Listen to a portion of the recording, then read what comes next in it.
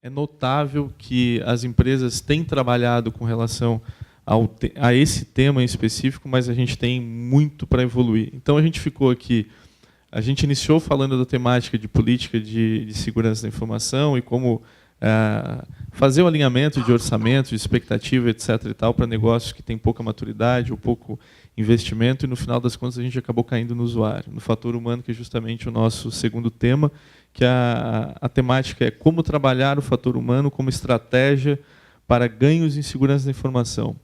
Boa parte dessa temática ela já foi respondida, né, por algumas exposições anteriores. Mas eu queria aproveitar, tocando nesse ponto em específico, por mais que seja novamente um clichê, a gente ainda erra muito nisso. E é um desafio gigantesco dentro das empresas e também fora das empresas. Por quê? Porque a gente acha que quando nós recebemos aquela mensagem grosseira por e-mail, por SMS, por WhatsApp ou qualquer coisa, a gente pensa, pô, como que alguém vai clicar? Ou qual é desculpa a expressão, mas qual é o estúpido que vai clicar num negócio desse? Tem outras coisas que até são bem feitas, né? Assim, será? E você vai analisar o cabeçalho, vai ver de onde que veio de fato e por aí vai. Mas, enfim, o fato é que isso ocorre, né? Quando a gente está falando de ataque oportunista, a gente está... É uma emissão gigantesca de tentativas, onde o fator lá de 0,2 ou 0,01, ou seja lá o que for, vai dar uma taxa de sucesso bastante interessante, tendo visto os milhões de envios, etc. e tal. Então isso acontece, né? E é errado a gente achar que pura e simplesmente o usuário não vai clicar o suficiente para não fazer. Então eu queria ouvir especificamente de vocês quais são as políticas que as empresas de vocês ou de experiências passadas têm feito no sentido de conscientizar os usuários continuamente com relação à parte de segurança da informação. E aí eu acho uma coisa extremamente importante, o Adriano e o Diego citaram esse ponto, fazer com que o usuário seja um auditor, o soldadinho de chumbo. Isso é extremamente interessante. E a partir do momento que você tem um nível de maturidade, de engajamento e de entendimento da importância da política de segurança, que ela não beneficia de forma unilateral a empresa, mas sim a relação, a empresa, o empregado, os acionistas, ou seja lá o que for, a gente tem ganhos e saltos extremamente consideráveis. Eu queria que vocês falassem de programas internos que envolvem RH, ou seja lá o que for, mas que tratem da temática de segurança e fator humano. Vou começar falando, então. Nós fizemos em uma outra empresa que eu atuei, um programa que a gente chamava de Booms de Segurança da Informação. Então, a gente fez o primeiro boom em segurança de informação, que era a conscientização de colaboradores. Fomos nas unidades, fizemos, reconfeccionamos as políticas que não estavam aderentes à estratégia da empresa, e fizemos aquela conscientização. E aí a gente programou para cada 15 dias, um mês, a gente mudar todo o aspecto visual da empresa se voltado para a segurança da informação. Então, a cada 15 dias, o papel de parede do computador mudava, o teaser do elevador mudava, a proteção de tela mudava, o cartaz no mural mudava, criamos uma logomarca e dando uma dica de segurança da informação. Então aquilo ficava lá numa cor verde 15 dias. Depois de mais 15 dias, tudo mudava de novo para uma cor laranja. Parecia que tinha uma pilha lá, né? Então mudava de novo o cartaz do elevador, o cartaz da entrada, saía no jornal da empresa, tela do computador, tudo aquilo. Quando algo estava acontecendo mais forte, dependendo do momento da empresa, spams, por exemplo. Um negócio simples, né, que a gente acha que todos aqui acham simples. Como é que uma pessoa, um indivíduo vai clicar naquilo? Mas quando a gente tinha muitos índices de arquivos tentando entrar nos computadores por spam, então esse teaser daquela quinzena era falando sobre spam, né? E aquilo surtiu um resultado tremendo. A gente até ganhou prêmio tudo por essa conscientização. Sabe quanto custou? Mão de obra interna. Teve também os cartazes lá. Deve ter custado uns R$10 a cada 15 dias lá para os cartazes. Então, aquilo ali surtiu um efeito tremendo, enorme. Na empresa, na Sênior, a gente faz esse trabalho quando a pessoa entra. E a gente está fortalecendo agora com a equipe o trabalho da integração de colaboradores, fazendo um treinamento exatamente de segurança da informação, onde ele, inclusive, terá que responder perguntas ao final. E se ele não for bem nessas perguntas, ele vai ter que repetir o treinamento. Essa é uma das coisas que a gente faz para ter a conscientização.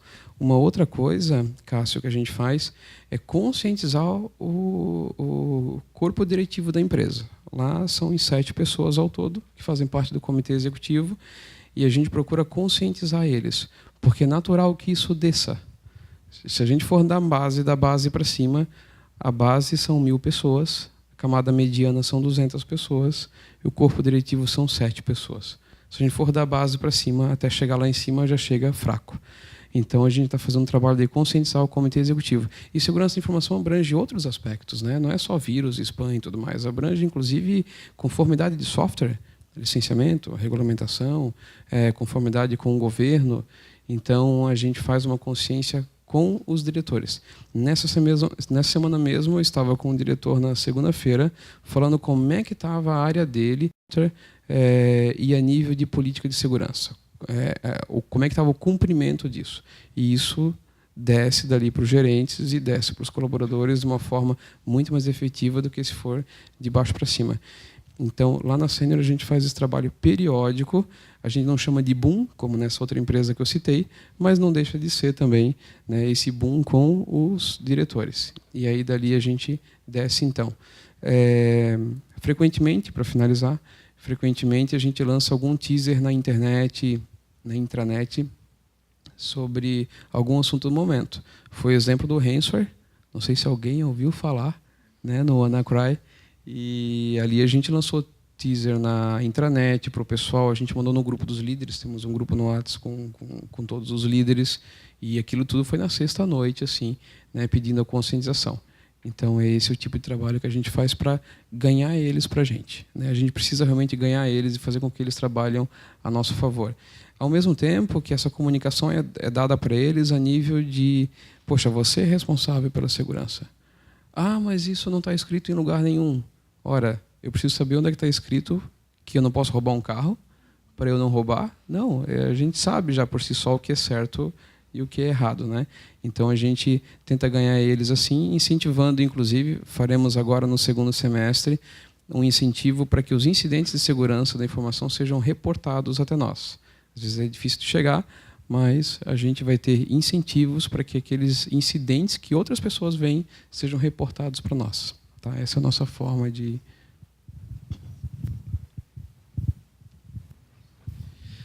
Eu acho que essa palavra muitos devem conhecer na empresa, se chama integração.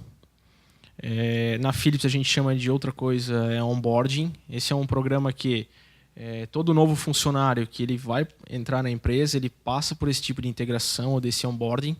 E eu, fisicamente, eu vou lá e faço um trabalho com esse time. Tem outros trabalhos, né? Parte de marketing, apresentar a empresa, parte de negócio, qualidade, mas eu vou especialmente falar sobre segurança. Explicar para o nosso colaborador a importância da segurança, que isso é importante e que ele faz parte disso. Né? Que ele faz parte disso. Então, acho que tudo que o Adriano comentou aqui é muito bacana, a parte de ter essa entrega de segurança, mudando o wallpaper, mudando alguma coisa visual, de repente fazendo uma semana de segurança da informação, fazendo algum evento, alguma coisa... fazendo alguma entrega até de brinde para o pessoal participar, também é importante, né?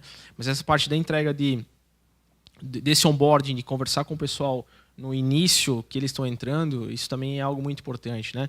E nós deixamos claro, aberto, para que ele possa se comunicar conosco, né? Em caso de algum incidente. Porque eu quero que ele seja aquele meu soldadinho de chumbo, né? Então a gente deixa claro que ele tá aqui, ó, aqui está meu e-mail, aqui está minha forma de contato, podes me achar, podes abrir o Skype, enfim, né?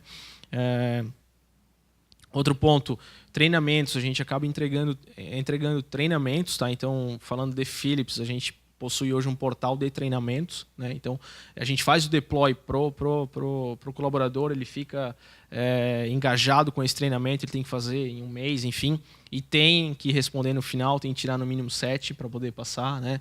Então, esse é um trabalho que é feito também. Então, eu gosto de explicar, principalmente na parte do onboarding, cara, isso que a gente está fazendo não é somente para a empresa, mas é também para te qualificar, para te também entender, porque de repente tu está em casa, tu vai usar o teu computador, tu vai mexer em alguma coisa, ou tu receber um phishing. A gente recebe phishing, a gente recebe, acho que o único que não recebe é o Gmail, né? Nunca vi, né? Nunca passa um spam lá, alguma coisa, mas a gente acaba recebendo phishing. Então, no começo, o nosso colaborador, ele acabava... anteriormente, vamos falar de passado, tempo atrás, né? Ele acabava clicando, acessando, ainda acaba hoje, né? Mas, assim, esse trabalho que a gente vai fazendo faz com que ele ganhe uma maturidade e daqui a pouco ele não clique, mas ele verifique aquele e-mail e ele, puta, opa, foi mal. Mas tá liberado? Tu falou o nome da empresa, eu posso dar ler, né? Palavrão pode. E aí, poxa. Então, assim, o cara acaba verificando que, cara, isso aqui não é certo, isso aqui não é um Bradesco, isso aqui não é um e-mail da empresa. Então ele acaba não clicando e muitos acabam de me contactar, porque eu deixei aberto para eles, cara, pode me contactar. Eles, pô, Diego, isso aqui, cara, será que posso clicar? É verdade, não é? Então ele tem essa análise. De verdade, eu não quero que ele me ligue. Eu quero que ele esteja preparado para identificar e saber o que é certo e o que não é. Mas eu não vou me importar de se conectar comigo, porque eu estou vendo que ele está preocupado com segurança, né? Ele não vai clicar. Beleza, eu tenho um endpoint, a gente tem uma outra solução, um proxy para evitar que aquela navegação realmente ocorra, mas a parte do ponto do usuário, do colaborador, é importante que ele esteja qualificado e capacitado para entender isso, né? Então o trabalho, cara, é isso aí, é conscientização, awareness, é entrega de treinamento, é participar, ter evento, entregar o desktop, trocar o wallpaper para o cara, para que ele sinta que isso faz parte realmente da empresa, né? Eu acho que a maioria segue nesse rumo, né? Legal, bem comentado aí pelo Adriano e pelo Diego. O que eu penso é o seguinte: a gente tem sim que preencher os espaços, né? A TI às vezes fica muito lá no seu mundinho fechado ali, trata o ser humano como um usuário, né? Esquece que atrás de um usuário tem um ser humano com todas as suas virtudes e defeitos, né? Assim, o Adriano falou bem sobre essa questão de gerar conteúdo, né? Eu acho tão legal assim como uma empresa gera um conteúdo, lá no final bota o seu logo, mas entrega algo de valor, né? Por que a gente não pode fazer isso dentro da empresa também, né? Vamos gerar conteúdo. A gente estuda tanto para tirar para passar numa faculdade, para tirar uma certificação. Vamos aproveitar esse conteúdo também, né? Traz a área de comunicação. Vamos gerar um conteúdo aqui, não precisa contratar uma consultoria para isso. A gente consegue fazer isso sem muito recurso externo, né? Então, a gente também está nessa mesma pegada, né? Sobre a questão de integração é fundamental, como o Diego falou, o combinado não sai caro, né? Então, o cara tem 20 anos de empresa, nunca participou de um treinamento de segurança. Pô, às vezes até o cara já tem aquele vício, né, do dia a dia, mas o colaborador novo a gente tem que ir lá ter o contato com ele, dar um treinamento, falar o que pode, o que não pode, porque como a gente vinha conversando, né, a gente não tem uma cultura de educação digital. A gente não aprende isso no colégio, né? Tanto é que assim, os casos de cyberbullying mais críticos são justamente a pessoa que a criança, o adolescente lá que nunca foi educado a ter uma conta de e-mail, a ter uma rede social, bota a senha fraca, daí rouba a senha e começa a fazer vandalizar, né, com o perfil da pessoa. Então, tu imagina um cidadão desse que nunca foi criado, chega numa empresa, né, daí a senha expira a cada 30, 60 dias, ele, mas que saco ficar trocando senha e tal. Não é uma questão de ser chato ou não, é uma questão de necessidade, de política, né? Isso a gente tem que passar essa cultura essa educação para os colaboradores também. Um dos casos de mudança de cultura organizacional que eu mais acho bacana é o caso da Alcoa. Lá na década de 80, 90, eles envolveram toda a parte de sindicato e investidores para mudar a cultura de segurança de trabalho. E um dos relatos que eu achei mais legal é que assim, a cultura de segurança de trabalho ficou tão enraizada na empresa que ela transpôs as fronteiras da empresa, né? Então, um cara comentando lá, né? Estava andando de carro, vinha um cara sem capacete trabalhando na rua, ele parava o carro e chamava o supervisor dele. Cadê teu supervisor? Pô, não era nem da empresa dele, não era nem da responsabilidade dele, mas ele estava chamando a atenção pela segurança daquele cidadão que estava trabalhando sem o EPI necessário para aquela atividade, né? Por que a gente não pode ser o vetor dessa mudança de segurança dentro das nossas organizações, dentro da nossa família, né? Outro dia eu estava no Comes e Bebes, lá numa festinha, eu comecei a falar sobre segurança da informação com algumas pessoas assim, no meu ciclo de amizade. Isso é impressionante como gerou dúvida, como gerou debate. Pô, mas é assim. É uma das questões que eu falei, pô, tu tens quantos amigos na rede social? Tenho 350. Assim, tudo que tu bota na rede social, tu falaria para essas 350 pessoas numa sala, assim, no auditório? Claro que não, assim, mas é o que tu faz numa rede social, quando tu posta qualquer coisa, inclusive o teu futuro empregador. Entendeu? Então, é nesse sentido, né? A gente não tem educação, a gente não tem mais a percepção do que é privacidade, né? A gente entrega tudo de mão beijada, achando que tudo é grátis, achando que tudo estão me dando, né? O Facebook é bonzinho, está me dando uma plataforma para me comunicar com meus amigos. Não, tem um business gigante por trás disso, né? Então, às vezes, o usuário, né, que a gente chama de usuário, ele não tem um ser humano lá por trás que não foi educado a trabalhar com isso. Daí, quando chega numa empresa grande, como a Philips, como a Senior, como a Brandly, aí se depara com uma realidade diferente. Pô, mas por que eu tenho que...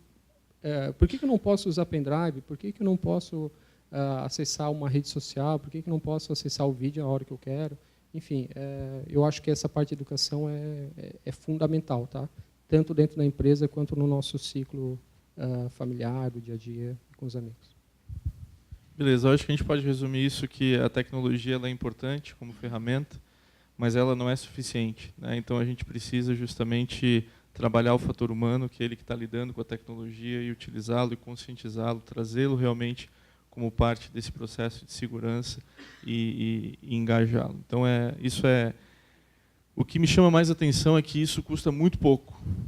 E sabendo disso, e é fácil de fazer, não precisa ter um RH, não precisa ter um marketing, a TI pode fazer, mesmo que seja uma arte, né, não tão adequada, mas a comunicação ela pode ser eficiente. Então, isso está nas nossas mãos, a gente consegue fazer com um custo muito baixo, não depende de aprovar orçamentos homéricos e coisas do tipo. Então, isso é realmente bem bacana.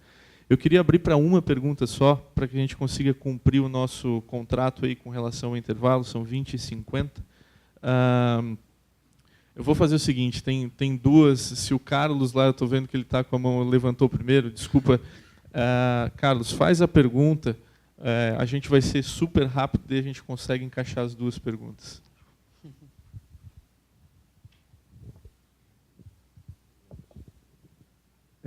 Boa noite, eu sou o Carlos da ABC Informática e a minha pergunta, eu não sei se é muito fácil de responder, porque é um grande tema hoje dentro das multi e das médias e grandes empresas sobre BioD.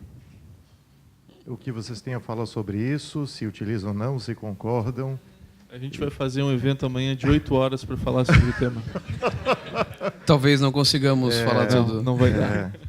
Sobre traga o seu próprio dispositivo, porque vocês sabem que diminuiu o TCO da empresa, enfim, mas se concordam ou não, se utilizam ou não e por quê? Ô, Carlos, desculpa, eu vou fazer um leilão da pergunta, vamos ouvir a pergunta aqui, aí dependendo de como for a gente coloca, mas enfim, tá depois bom, a gente volta nesse ponto, é só para ver se a gente consegue chegar, porque esse assunto é um pouquinho mais complexo e é extremamente importante. De repente a gente consegue conectar isso um pouquinho mais lá na frente, porque vai gerar um debate interessante. Tá? Mas vamos ver aqui. Aqui. Depois a gente vai fazer o intervalo, vocês podem ficar à vontade para nos consultar, especialmente os convidados. Boa noite. Meu nome é Lariana, eu trabalho aqui em Blumenau na Security, sou professora da Faculdade Senac de Blumenau, professora de Segurança da Informação, e por isso que eu queria fazer essa pergunta para vocês. O Roberto tem usuários que são não tão familiarizados com tecnologia, né? Então, é um cenário diferente. Para o Diego e para o Adriano, é diferente. A maioria dos usuários deles são profissionais de TI, mas ainda assim são consumidores da TI interna dessa empresa. Mas a minha pergunta é, o que vocês estão fazendo, as 3 empresas, com a equipe de TI, com questão de segurança da informação? Porque a equipe de TI ela tem informação, ela tem acesso, ela tem outras possibilidades diferentes dos usuários finais. O que vocês têm feito quanto às equipes de TI de vocês nessas empresas? Desafio agora, pitchzinho de 2 minutos para cada um, tá? Contando, vamos lá. Viu, Roberto, viu? Lari, que bela pergunta. A nossa última ação com a nossa equipe de TI foi fazer um teste. Pessoal, desculpa, vocês estão aqui, né? Mas saibam que vocês já participaram de um teste. Era para responder, né? Então, e esse teste ele foi bem, realmente, o resultado foi bem bom. E isso é na questão tecnológica. Na questão cultural, para aqueles que lidam com informações críticas, e quase toda a TI lida com informações críticas, eu também digo como líder que é a gestão mesmo de cada colaborador. Sabe, Lari e pessoal, teve um colaborador que ele foi desligado da nossa equipe por uma questão de segurança da informação. E ele nem acessou uma informação tão crítica, mas o fato dele ter acessado sem ter a permissão para aquilo, sendo crítico ou não, não importa. Se o carro era velho ou não, não importa. Ele pegou aquilo lá e não tinha direito. Então, assim, a gente trabalha muito forte na questão de consciência com cada um. Uma coisa que eu digo para eles é o seguinte: nós temos uma pessoa lá que cuida do nosso sistema de RH. Tem acesso a todas as tabelas de RH, que é uma das informações mais críticas da empresa. Eu digo o seguinte para eles: se eu te perguntar algum dia alguma informação, você nunca vai me responder. Se o meu diretor perguntar para ti uma informação que não for da alçada dele, você nunca vai responder. É teu papel não responder e reportar aquilo. Então, isso na parte cultural, né? A gente trabalha bastante forte na parte cultural e na parte de ferramentas. A gente faz testes de vez em quando, viu, gente? Tá? Fiquem atentos. Eu acho que esse ponto da TI tem essa visão que a TI vai ter acesso a tudo, que ela pode mexer em tudo, mas realmente não é assim que deve funcionar, né? Então, tem o papel de acordo com cada função e a entrega da informação, a sensibilidade do dado, ele vai ser entregue de acordo com aquilo que você deve fazer, né? Então, houve um caso de um professor meu que ele comentou que um outro diretor pediu informação para um funcionário dele da TI, pedindo de uma outra área, e eles estavam fazendo coisas não legais. E ele chegou a forçar realmente, não, eu quero saber o tipo de informação. E foi o que o funcionário dele fez, ele não fez a informação e teve que subir e escalar isso. Então, a TI, talvez ela tenha que ter um outro tipo de treinamento, né, para isso, para a forma como ele usa a informação, como ele usa o dado, como ele vai fornecer isso hoje. Tá? E falando de Philips, sim, existem alguns programas diferenciados para o time global, então que são entregues para esse pessoal. Vem o pessoal de São Paulo também, que chega aqui em Blumenau também para conversar com o time de Blumenau, tá? Para fazer esse alinhamento com eles. E demais, acho que seria mesmo essa parte que eu queria comentar do caso do diretor, e, enfim, né? E ter esse alinhamento com a parte de tecnologia de TI, tá? Boa pergunta, as duas. Eu vou responder a tua primeiro, que a minha é bem fácil. Não usamos. Pronto. O Cássio não quer, Roberto. Não usamos. Ó, tem uma tela piscando Deixa que está em vermelho aqui. Ó. No coffee eu te explico por que a gente não usa. Respondendo à pergunta da Lariana, é uma preocupação grande. Tem uma pessoa da minha equipe aqui. Não precisa levantar a mão, tá, Geraldo? Mas a minha equipe é enxuta. O que a gente, assim, a forma que eu promovo de liderança, eu tento fazer uma liderança mais horizontal, né? Trazer eles para o meu lado do que ficar em cima numa sala separada e comandando tudo remoto. Então, a gente sempre está promovendo o debate, tá? Mas uma das coisas que mais... Essa questão de acesso privilegiado, sim, é uma preocupação, mas eles sabem que são auditados, né? Então, a gente desenvolveu uma forma de auditar, inclusive, os administradores. Mas o que mais me preocupa é a engenharia social.